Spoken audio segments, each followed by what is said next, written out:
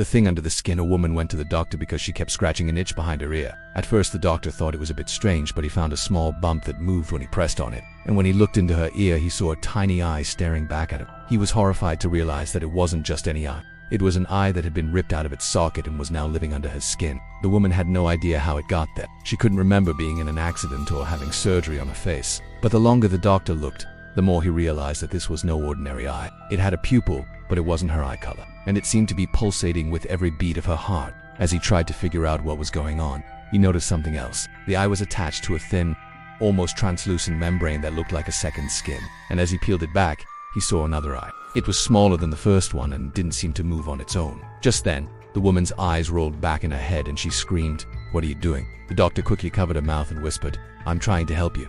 But she didn't believe him. She thought he was trying to harm her, and as he struggled to explain what he was seeing, she scratched at his face and ran away. The doctor, still in shock, called the police and told them about the woman who had escaped from his office. They arrived quickly, but by the time they got inside, she was gone. The only evidence that she had ever been there was a small bloodstain on the examination table and the two eyes that were still pulsating faintly under the skin. The police searched for her for days, but she was nowhere to be found. And as the days turned into weeks, the doctor began to forget about the case until one day he saw a news report about a woman who had been found living in a cave. She had been missing for months and nobody knew where she had been hiding. When the doctor saw her face, he gasped. It was the same woman from his office, the woman with the thing under her skin. As the police closed in, she turned to them and whispered, "You finally found me." Then she smiled and the doctor saw the things under her skin move.